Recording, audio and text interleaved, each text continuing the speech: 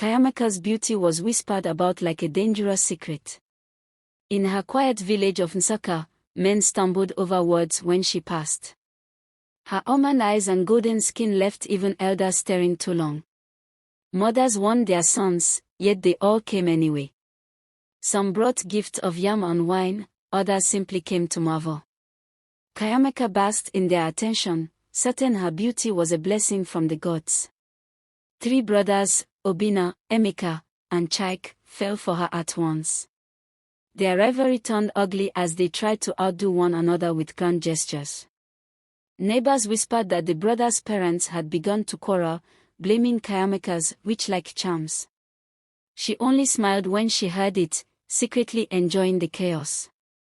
One evening, Obinna arrived with a necklace of rare coral beads. When Kayameka laughed and handed it to another admirer, his pride shattered. Days later, villagers found Obinna drunk in a gutter, mumbling her name. His family begged Kayameka to release him from her spell. She feigned innocence. Emeka, desperate to win her, proposed a lavish wedding. Kayameka agreed, then publicly broke the engagement after spotting a richer man from Enugu. Humiliated, Emeka fled to Lagos. 2 months later, rumors of his sudden death in a car accident reached Nsukka. Some swore it was heartbreak that guided his reckless driving. A mysterious stranger named Ifeanyi arrived in the village. Unlike others, he barely looked at Kayameka. His calm disinterest intrigued her more than all the hungry stares she had collected. For the first time, she felt a pang of longing. But Ifeanyi carried a quiet darkness in his smile, something no one could place. Kayameka pursued him, leaving a trail of broken admirers. Ifeanyi finally relented, whispering, "Some beauty blinds the soul. Are you sure you want mine?" She laughed at his warning. Nights of passion followed, but villagers whispered that Ifeanyi's previous lover had vanished without a trace. An old herbalist visited Kayameka's mother. "Your daughter's beauty is not mere flesh," he said. "It carries a spirit of vanity that feeds on men's weakness."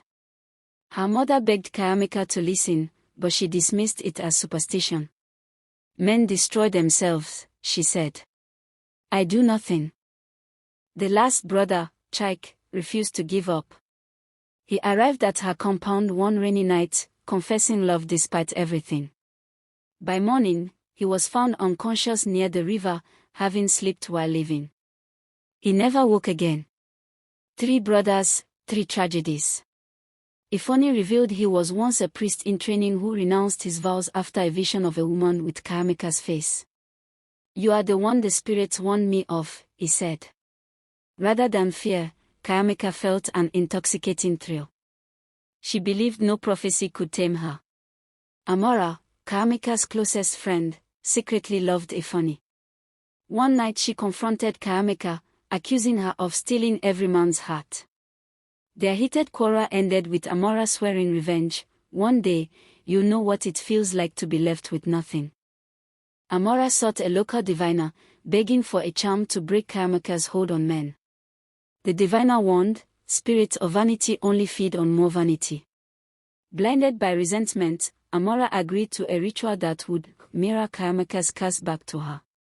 At a village festival, Kayameka arrived draped in shimmering ankara that caught every lantern's glow. Men followed her like moths. But for the first time, she noticed their stares turn uneasy, as though they were seeing something monstrous behind her beauty. Within days, Ifeanyi became distant. "Your eyes, they frighten me now," he confessed, trembling. Other men avoided her too. Children ran when she approached. Her mirror began to show a faint shadow where her reflection should be. Kayameka confronted Amora, suspecting her involvement. Amora only smirked. "You feasted on hearts for too long. Now taste your own medicine." Rage consumed Kayameka. She raised her hand to strike Amora, but a sudden chill froze her arm midair. That night, Kayameka dreamt of the old herbalist. "Beauty was meant as a blessing, not a weapon," he said. "Repent, or your curse will turn inward." She awoke to find strands of her hair scattered on the pillow like dead leaves. Ifeanyi came one final time. "I loved you despite every warning," he said, eyes heavy with sorrow. "But I will not die for you." He left without looking back. Kayameka's heart cracked for the first time, a pain she had never known. Her once glowing skin dulled, her eyes hollowed. Villagers whispered she had offended the gods. In desperation, she sought the herbalist, but he shook his head. "The curse feeds on your vanity. Only humility can starve it." Kayameka gathered the families of the men who had loved and lost. She wept openly, apologizing for the chaos she had caused. Some forgave her. Others turned away, wounds too deep to heal. At dawn, she knelt by the village shrine, stripping away her ornaments and washing her face in the river. "Take this beauty," she prayed. "Leave me with only my soul." A sudden breeze carried her reflection from the water, leaving nothing behind.